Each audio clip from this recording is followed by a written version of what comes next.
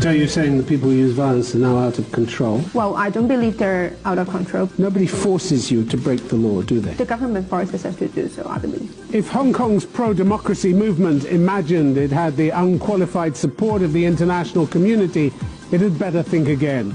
The British government has slammed what it called a hard core of demonstrators, warning that their violence was unacceptable and had to stop.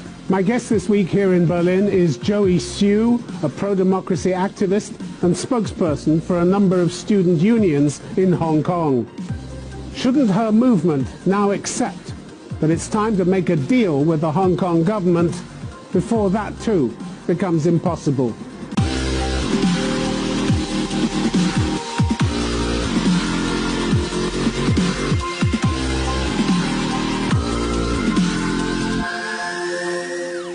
Joey Siu, welcome to Conflict Zone. My pleasure. If it's wrong for the Hong Kong police to use violence, why is it right for the demonstrators to use it? Well, first of all, I don't think the level of violence used by the protesters are based on the intention to attack anybody.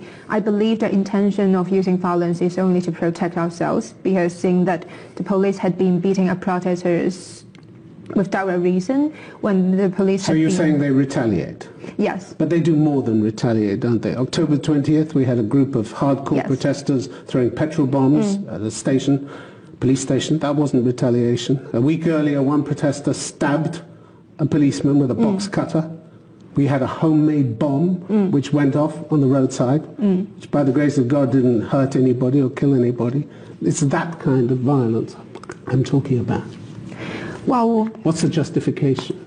Well, I believe the justification is because when protesters realize that peaceful demonstrations and marches are no longer useful in calling the government to respond to their demands, I believe that is the reason why they're trying to use violence to express their anger, express their furious against the police force. But this is random violence we're talking about, random violence. Yes, and I agree that in all means we should try to use peaceful means to call for the response for the government, and I believe the usage of violence would not be the resolution of forcing the government to respond to our demands. So you're saying the people who use violence are now out of control? Well, I don't believe they're out of control because... Well, one of your fellow protesters talked to the London Financial Times last month. He's called Mark. He's 17 years old. He said, I feel like we can't restrain ourselves anymore. The hatred towards the police is growing stronger and stronger. Can't restrain ourselves. That sounds very much like someone and a movement which is getting out of control. I believe that it's only some individual cases. I believe on a common ground that most of the protesters are still doing things based on a reason. For example, like they vandalize MTR stations, they vandalize those restaurants or other shops that are related to Chinese-funded companies because... Well, we'll come on to that a bit later. I want to talk to you about the measures you use. But some of your leading figures are worried by the violence, aren't they? Johnson Young, who was an organizer of the 2014 Umbrella Movement, he said every stakeholder should take action immediately if we don't want the violence to escalate to a point where there's no turning back. But why don't you stand up and say, enough with the violence? Well, I believe one of the principles among the protesters is about no splitting and no condemning any of our protesters, even though the level of violence they use seems to be like escalating and might be posing some harms to the others. So you maintain almost Chinese Communist Party unity. That's vital for you, is it? I think nobody can argue, nobody can talk, nobody can dispute. Well, we do argue and we do discuss about our actions, and even after those vandalizations, we've got some discussions online on the online forums about, and we did reflections on our actions. So I believe there are... But the violence still goes on. Who can stop it? Who can order it to stop? Well, I believe nobody can try to stop it unless... Nobody. So it's out of control then if nobody can stop it. Unless when the younger generations and together they're willing to stand up together with the older generations, for example, like student leaders together with some significant leaders from the pro-democracy side. When these leaders try to stand up together and say, now we have to do something peaceful and to stop the violence, I believe that might be there might be a way to stop the violence. And another thing, that sounds pretty tentative. That sounds pretty tentative, pretty difficult. Once the train is rolling, nobody, it seems, in your group can stop it. That's dangerous, isn't it? Yes, I agree. So that's why we had been organizing peaceful marches and rallies to try to switch the tactics that we are using on protesting to call for the government to respond to our demands. And I believe everybody in the society had been working very hard. For example, like we are organizing general strikes. We had been organizing class boycotting campaigns because we would like to try to explore other peaceful means so that we do not have to use violence. If in the meantime you should, God forbid, kill anybody, an innocent passerby or a policeman, your movement's finished then, isn't it? Your international support will evaporate overnight. Yes, I agree. And you're prepared to take that risk, and you won't come out in public and say, we need to stop this. The British government has slammed, last week, has slammed what it called a hardcore minority, said the violence was unacceptable. This is the sound of your international support wavering and leaving you, isn't it? Yes, well, I believe the escalation of violence and those violent scenes would definitely be very concerning to the international society when all the free world countries are advocating using peaceful means to bring the situation to a result. But they're telling you you've gone too far already. Doesn't that matter? Well, of course that matters, but I think the most important thing is about how can we hold our government accountable and how can we bring them to respond to our demands. What about the judiciary? You've had criticism from judicial institutions in Hong Kong, pretty heavy criticism. These are the bodies that enjoy considerable respect around the world for their impartiality. Again, if you're losing them, this is a really bad sign for you. The Law Society, for instance, said all forms of unlawful violence, particularly against the police, the use of petrol bombs against the police, as well as the apparent attacks on the families of police officers and bullying of their children at school. Do you approve of those methods? Bullying the children of police officers at school? Well, I don't agree with those methods. But still, we stick to a principle of no splitting. So you don't agree with the violence and you don't agree with the bullying of the children. Doesn't sound as though there's much you agree with, but you'll stay silent anyway. No, we had been advocating using peaceful means, for example, like peaceful rallies, marches to express our concerns and demands. But the point is that we do not publicly condemn those actions, but still we try to use our peaceful means, to use our own peaceful means to try to switch the tactics. And yet others are using intimidation, mafia-style intimidation. We have a report of one teenage daughter of an officer being harassed by an adult while she was playing sport. They said to her, what your father is doing is disgusting. Since when are children responsible for the actions of their parents? Well, first of all, I don't think any family members of those police officers should be responsible for their own disgusting actions. And but you're making them responsible. Some of your people are making them responsible, bullying them, harassing them. Well, I believe that is happening, but Well, the Law Society says it's happening. They accuse you of it. Yes, I can't deny that it is actually happening, but still we're trying to use peaceful tactics to bring the situation to a resolution. And I believe like bullying family members would not be a very good way to solve the situation. The Hong Kong Bar Association said your attack on the Hong Kong airport constituted serious obstruction and was in open defiance of injunctions granted by the courts. In other words, you broke the law. Do you want to live in a state governed by the rule of law or only the laws that you like?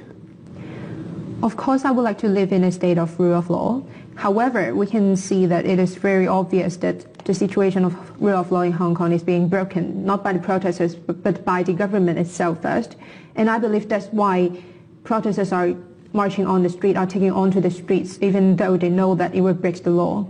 And I believe but your activists are saying, you know, that their most important aim is to fight to protect the rule of law in Hong Kong and judicial independence. But you're trashing it at the same time. Well, I believe... You're breaking the law to protect the law? It doesn't add up, does it? Well, it is the government that forces us to take on the streets and to break the laws. It is not the protesters' intention to break the law. Nobody forces you to break the law, do they? The government forces us to do so, I believe. That's your interpretation.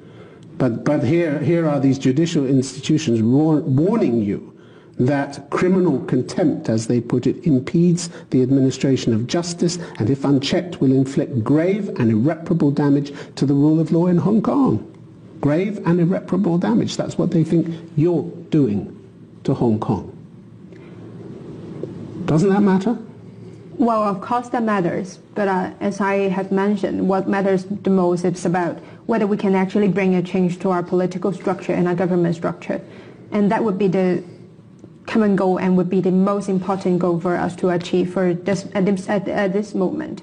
And I believe even for the Department of Justice itself isn't being totally independent for now. After the hangover of Hong Kong from the British government to the Chinese government, we can see that our core values are judicial systems being encroached by the Chinese government. We can see from the recent prosecutions that the Department of Justice is only prosecuting and putting those protesters on court while they are... But you still have independent judges. You still have independent courts.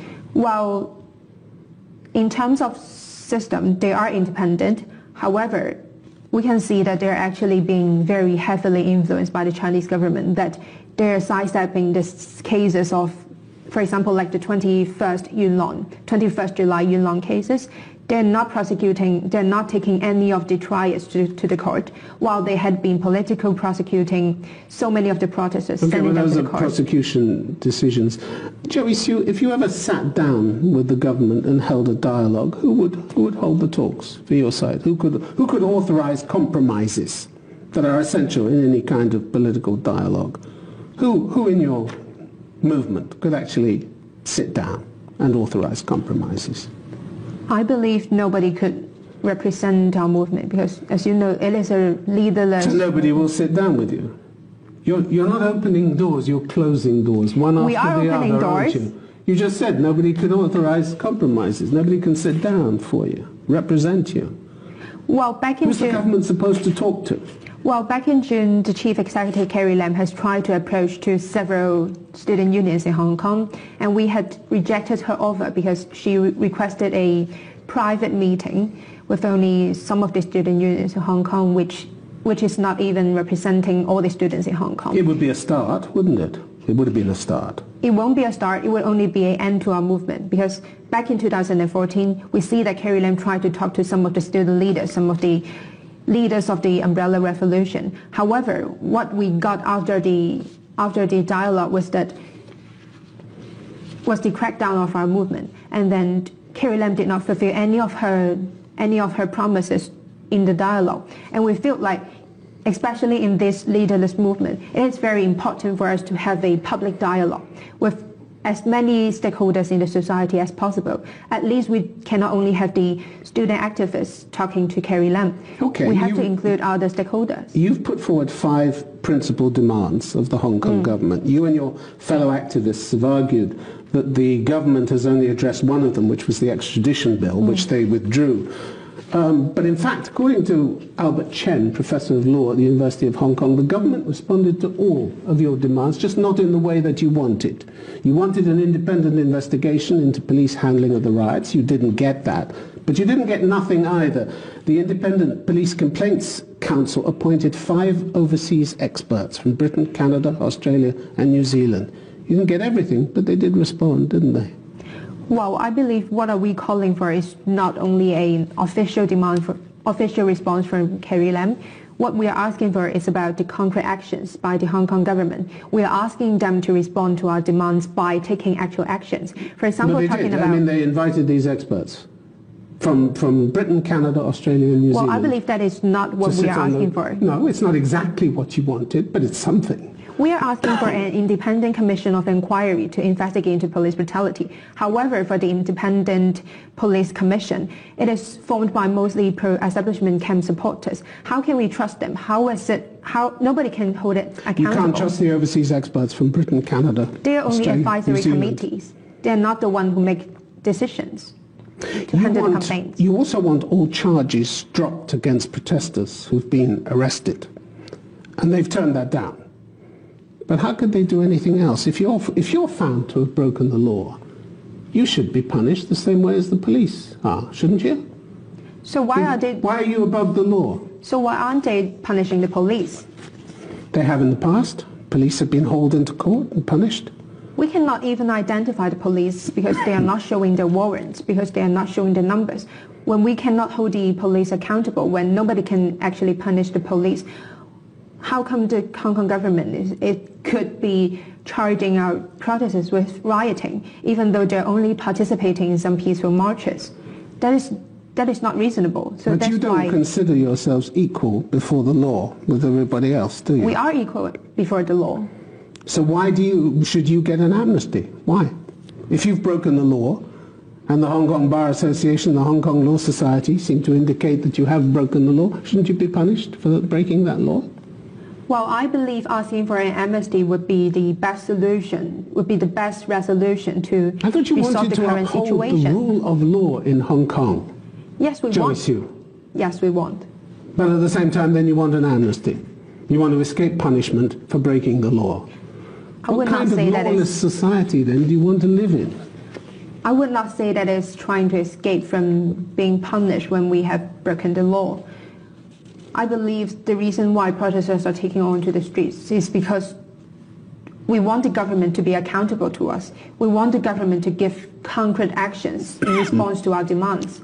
And I believe that's why we are participating in peaceful marches, lawful marches, ever since June. However, the government, the police had been accusing us, has been arresting us for rioting. And when the reason why they're arresting us is not reasonable at all, how can they charge us? So that's why we're asking... Well, we'll come on to some of your other actions in a minute, but when it comes to the future, the worry seems to be that you don't have much of a plan, do you, except to keep fighting. You said recently, I have no idea how these protests will end or even what will happen tomorrow. We feel like there is no way back, so we must keep fighting.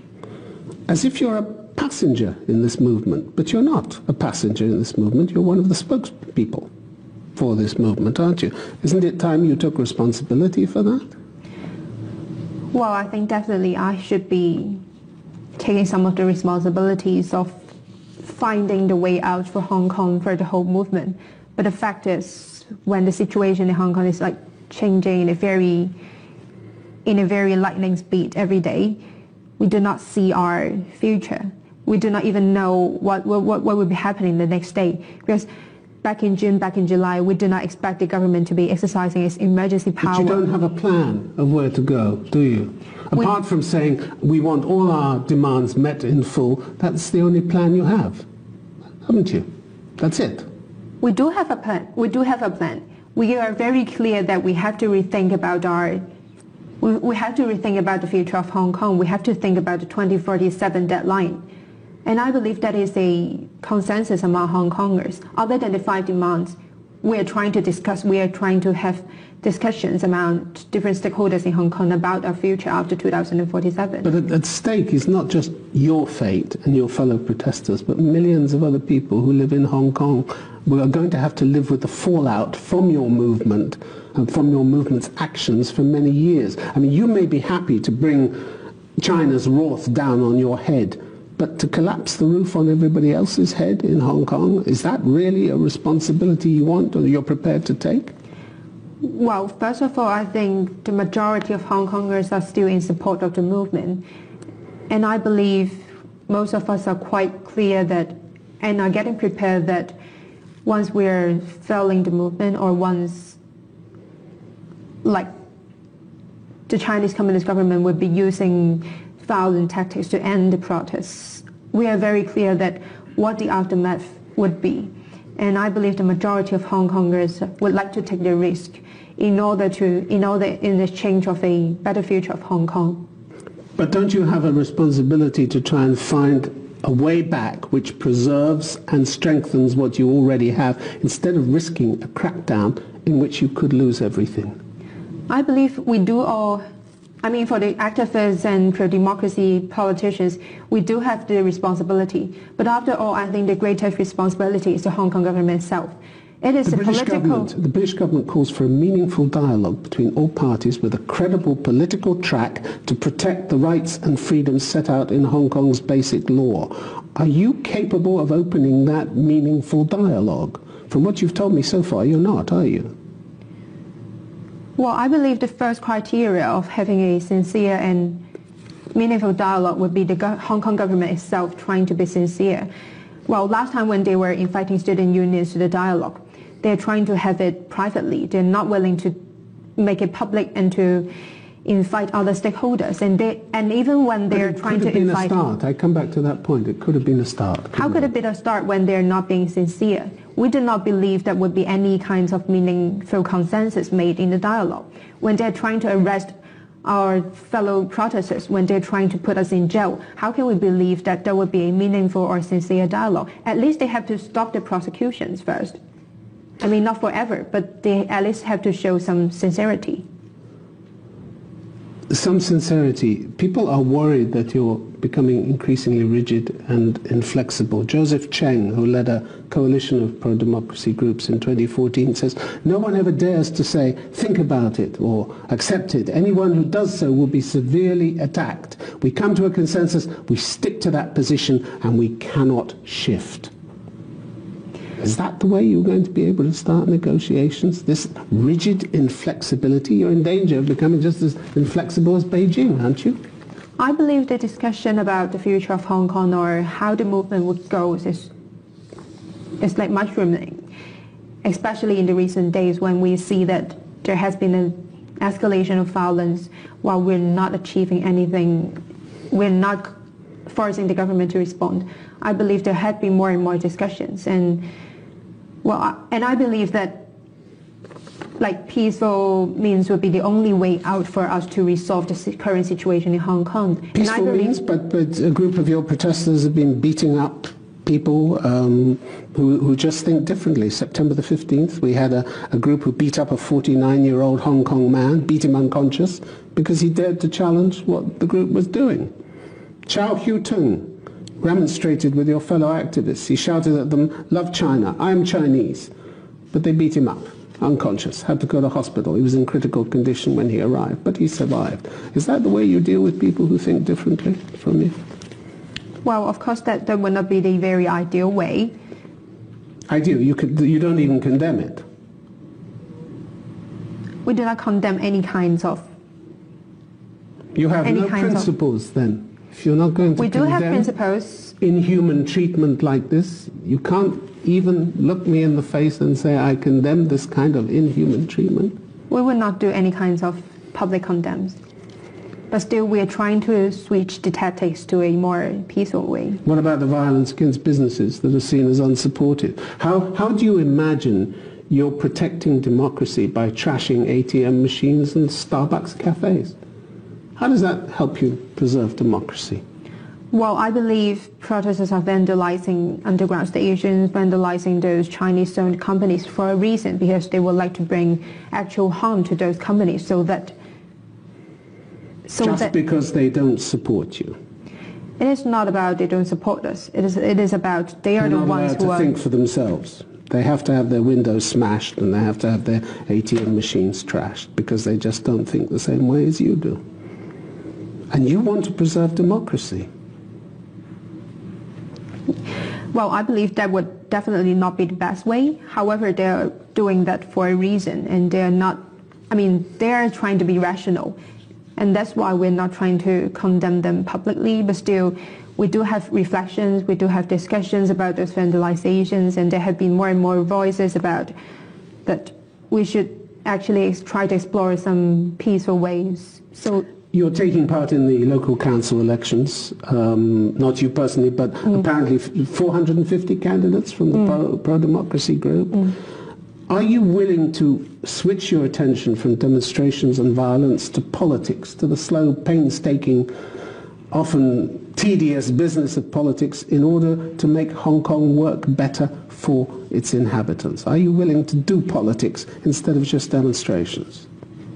Well, I believe the two things have to go parallel, because one side about politics, when we've got pro-democracy activists trying to get into the institutions, we are trying to change the government structure by a democratic way, by elections. And at the same time, we have to continue our protests so that we can put pressure on the Hong Kong government itself. And I believe the two things are not contradictory, and that's why we have to make it go parallel. And I don't believe that we have to put all of our attention, all of our focus on district council elections and try to stop any kinds of protesting. But still, I believe that protests have to be in a peaceful way. Joey Hsu, it's been good to have you on Conflict Zone. Thank you very much. Thank you.